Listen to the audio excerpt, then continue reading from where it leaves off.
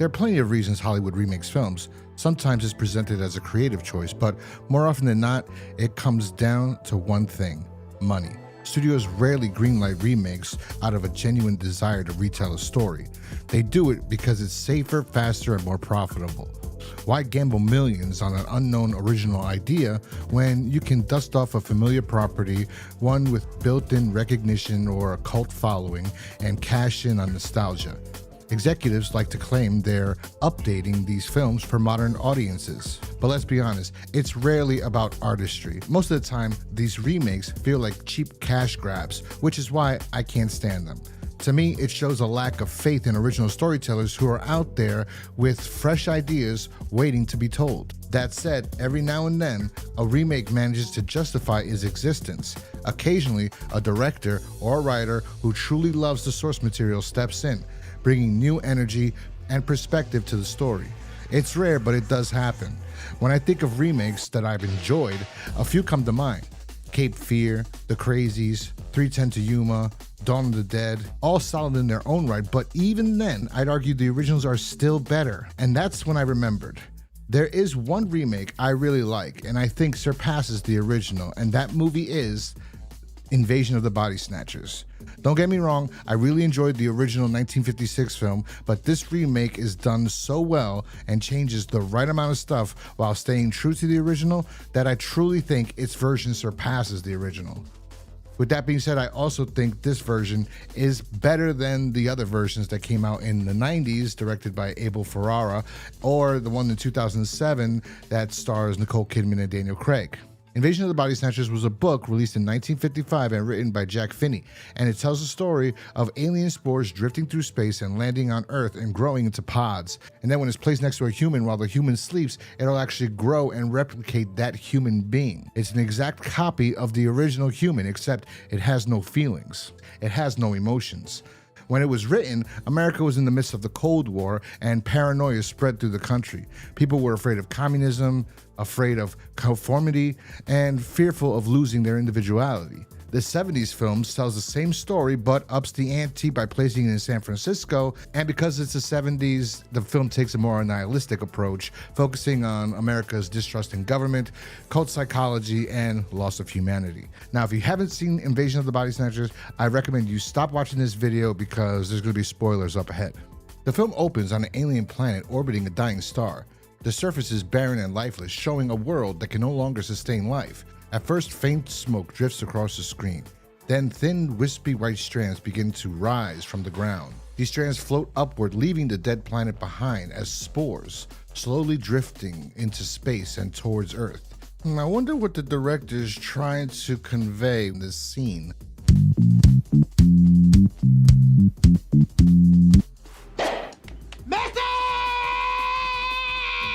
The spores enter the planet's atmosphere and scatter across Earth. We see a spore taking root on a leaf and witness its transformation. What started as a harmless growth on a leaf now blossoms into a strange and almost beautiful flower. And this is where we're introduced to Elizabeth Driscoll, who's going to be one of our lead characters in the film. She's a lab technician at the San Francisco Department of Health. She's in the garden when she notices this beautiful flower and is tempted to pick it, and temptation wins, and she takes it.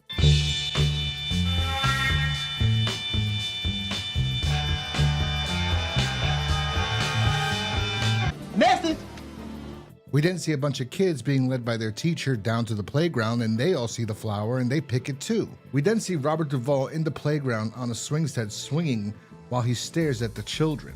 I guess he's playing a pedophile for this brief little cameo. Nasty! Elizabeth goes home and tells her boyfriend she thinks she found a Grex. That's when two different species cross-pollinate and produce a third completely unique one. He couldn't care less about it. He's much more interested in trying to get some booty out of her or watching his basketball game that's playing on the television. I will say the director does something interesting here is he told the cameraman to grab this footage from across the hallway and make sure that he points his camera at the glass panel of the door so it kind of reflects, so we get the reflection of our main characters. It's kind of interesting. Anyway, we cut to another interesting shot from behind the peephole as we see Donald Sutherland. Now I get what the director's trying to do. He's trying to present this like we're the outsiders and we're observing everything that's going on. Like either we're the alien species and we're hiding, monitoring everything in secret. We're supposed to get a sense that we are observing the characters from afar. It's an interesting approach, a bit voyeuristic. Anyway, this is Matthew Bennell. He works for the health department and is hassling this restaurant. Well, that's what I thought at first until he finds... It's a rat turd. A what? A rat turd. A caper. A rat turd. A caper. If it's a caper, eat it. Oh, now you fucked up. He says he's going to revoke their permits as he returns to his car when he sees that the employees that were inside decided to take matters into their own hand and they destroyed his windshield. Matthew calls Elizabeth and asks her to come in to work early so she can test something for him to see if it has salmonella. She agrees and decides to go to bed. And that's where we see that the flower is in a cup of water next to her boyfriend. And it appears to have already rooted and is getting bigger. The next morning, Elizabeth wakes up and Jeffrey, her boyfriend, is already awake. And she notices he's starting to act a little weird. She wonders why he's up so early and how long he's been up. And he really doesn't respond to her. And then he just decides to walk outside and throw out the trash. And I guess this is really weird for this guy. He must be a dirty pig because she's like freaked out about this entire situation. Elizabeth gets to work late and she apologizes to Matthew for not being able to be there so she could test his sample for him, but he doesn't care. He got somebody else to do it, and he's so excited because he really wants to shut this French restaurant down, and he thinks that this is his golden opportunity. They head on over to Matthew's office, and we see this creepo's watching them for some reason. She tells him that Jeffrey's acting weird, and he tells her to dump him.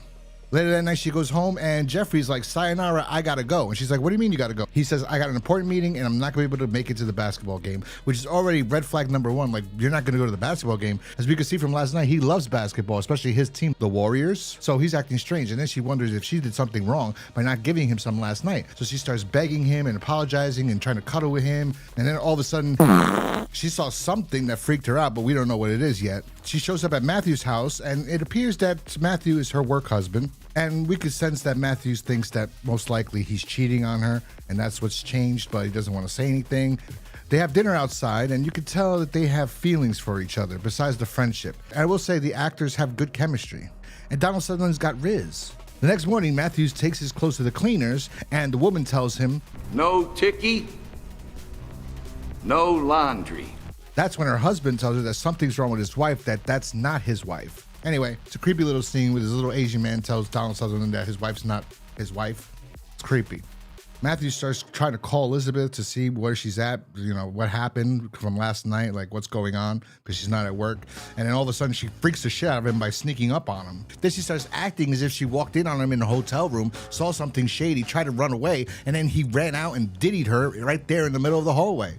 Yeah, that's not funny. She's just standing there crying, emotional, not able to speak, as if that happened, or she caught him cheating on her. But no, she starts explaining to Matthew that she followed him all day long and she saw him meeting strange people, but nothing happening, just meeting them and handing things over, And she's acting like that's the biggest, craziest thing that ever happened. Matthew invites her to a book party to get her mind off of all this and introduce her to his friend, Dr. Kibner, who's a psychiatrist. And it's not so much as to get her to talk to a psychiatrist, but that maybe he can help her evaluate why she feels that something's going on that doesn't appear to be going on. And that's when all of a sudden the car's attacked by the original Dr. Bennell. Help! Help! They're coming! They're coming! Listen to me! Listen! Help! After warning them, he's chased off by a herd of people and then hit by another vehicle. At the party, we meet Jack, played by Jeff Goldblum, who's another friend of Matthew. Matthew calls the police to make a witness report, but the police have no idea what Matthew's talking about. It's as if nobody else has reported the accident. A woman is crying about how her husband is different and describes everything Elizabeth went through with Jeffrey. She mentions him having a scar on the back of his neck, and Elizabeth interjects herself and says the scar disappeared the next day, but the woman says, no, the scar's still there, but he's not who he says he is. He's not my husband. So I guess Elizabeth freaked out because Jeffrey had a scar disappear, but they never mentioned it. Anyway, the woman's acting all hysterical, and that's when Dr. Kibner, played by Spock, tries to calm her down. Kibner and Elizabeth talk, and Kibner tells Elizabeth that he heard the woman's same story 6 different times this week already. He then proceeds to psychobabble her and wear her down. He then talks down to Matthew, and the way he's speaking to Matthew, if he was my friend, I would have been like, hey, you know, shove it up your ass, bro.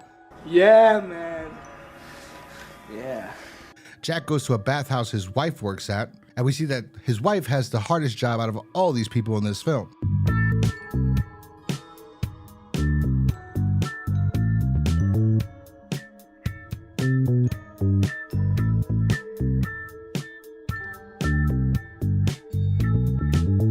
Anyway, we notice that there's some creepy guy inside here, and we get the sense that it's about to go down. Matthew takes Elizabeth home, and we notice that Jeffrey left flowers to apologize for how he's been acting. It's the same flowers that she found. And Matthew calls out for Jeffrey to see if he's home, and we see he's hiding in a corner. Back in the bathhouse, Jack went to lay down, and Nancy goes looking for him. That's his girlfriend's name. She finds someone underneath the covers and thinks it's Jack, and she goes up to him and says, "What are you doing? You're gonna suffocate." And she removes his blanket off of him, and all of a sudden, it is Jack, but it's not Jack. It's his double. Anyway, Nancy's one of the best actresses in this film. I will give her that. I don't know what else she's been in. She looks very familiar, but I love the way she bugs out. Anyway, she tried to run away and accidentally smacked Jack in the face, causing Jack's nose to bleed, but Jack starts seeing the body, and he notices that it looks just like him, and they freak out, and they call Matthew.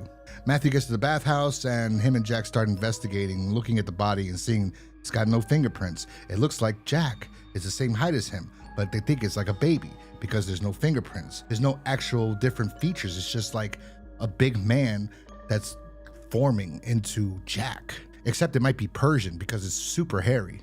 Anyway, after seeing the body, Matthew fears for Elizabeth. He calls her, and we see that she's sleeping, but hair is growing on her face like she's actually gonna turn into a replicant. Anyway, all he does is hear her breathe, and then we see that Jeff takes the phone and hangs up. He leaves to go check in on her and tells Jack and Nancy to call Dr. Kibner and tell him to meet him over here, that he's coming right back. Jack says he's tired and he wants to go to sleep. Nancy tells him he's got to get up and wake up and walk around because she needs him there because she's scared for her life. She ends up calling Dr. Kibner, telling him to meet Matthews here. And at this time, Matthews at Elizabeth's house, and he can't get in, and he's worried that Jeffrey might be there and not be Jeffrey, that Elizabeth might be right. So he breaks into the house. Really? And luckily, for some reason, Jeffrey's wearing his headphones, watching his television. Back in the bathhouse, Nancy senses something's wrong. She goes to check in on the replicant, and that's when his eyes open. She freaks out. The replicant's eyes close now that Jack's awake. It seems like it needs them to be asleep to actually take on the other one's life. Meanwhile, back at Elizabeth's house, we have a cute little cat and mouse game going on with Jeffrey and Matt. Matt finds Elizabeth's replicant, and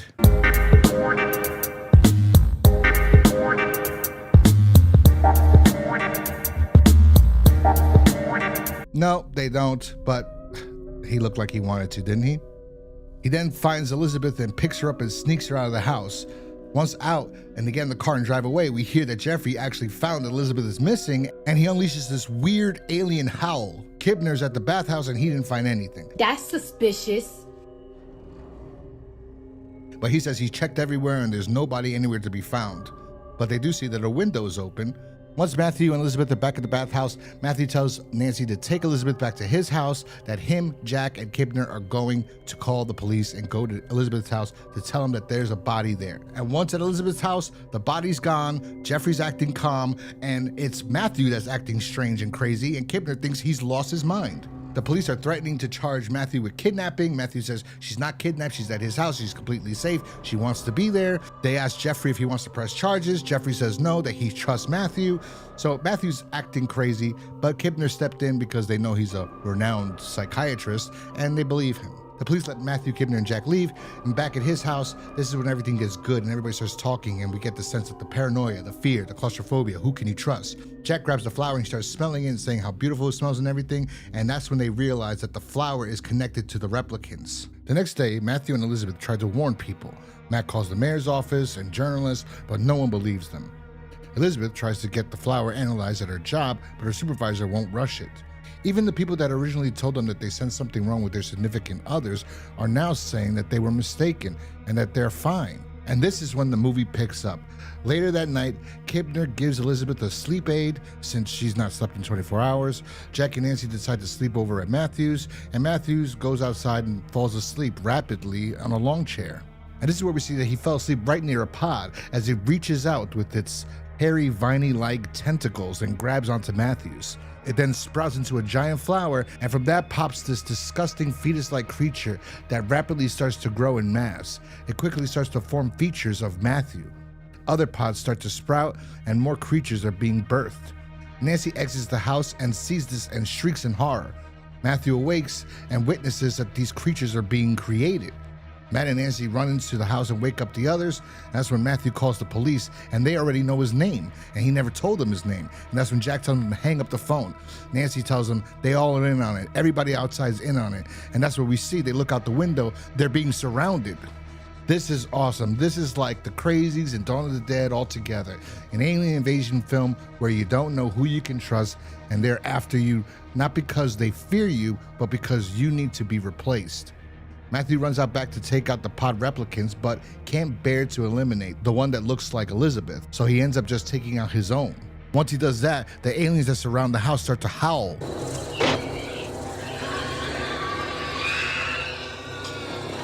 And again, I can't stress how fantastic this scene is. And from here on, we have this fantastic science fiction chase film. Matthew, Jack, Elizabeth, and Nancy end up getting cornered, and Jack, knowing that he's the fastest, decides that it would be best if Matthew gets Elizabeth and Nancy away, so he's going to give himself up in a way or make them chase him. So he starts screaming at them and runs away, but Nancy ends up following him.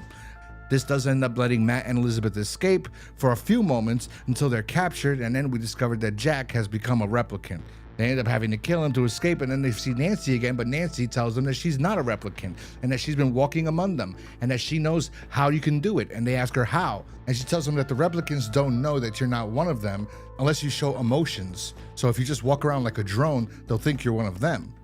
Matthew and Elizabeth and Nancy walk out to the streets among the other aliens, and they're not being noticed until all of a sudden we find out what happens if you fall asleep next to a pod and you have a dog.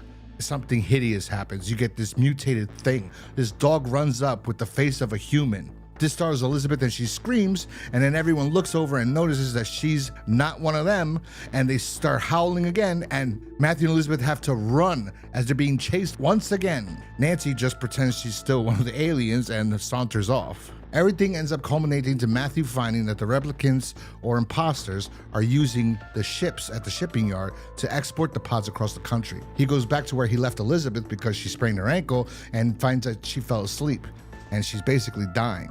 Matthew tells her that he loves her, and for some reason he lies and tells her that they're gonna end up being on the boat together because they were trying to escape, but she disintegrates in front of him. Matthew's about to break down and cry, but he doesn't have time because Elizabeth's replicant pops up and tells Matthew to join her. I don't understand how this happened. I didn't understand in the original film how this happened, as she was nowhere near a pod unless there was a pod just magically there. But nonetheless, Matthew runs away and finds the base of where the aliens are producing these pods to put them on the ships. It's like a warehouse. That's where Matthew takes it upon himself to destroy this facility. The fake Elizabeth ends up catching up to him naked, and we see she has underarm hair, and she points at him and howls, informing the other replicants or imposters of what Matthew's actually doing, and they all end up trying to attack him. And that's where Matthew basically destroys everything he possibly can, which causes a fire in the base, destroying the pods. As the base burns, Matthew managed to escape. Matthew ends up hiding as the replicants search for him, and then we cut to the next day, and we see Matthews is observing everyone in the city. He returns to Elizabeth's workstation and watches her from afar. She's lifeless as the original version of her when she disintegrated in his arms. Matthew's walking around the city, observing everything, when we hear someone call his name. It's Nancy. She approaches him and...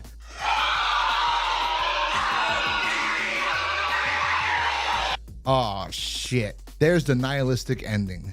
We were following the replicant Matthew, and we should have known it.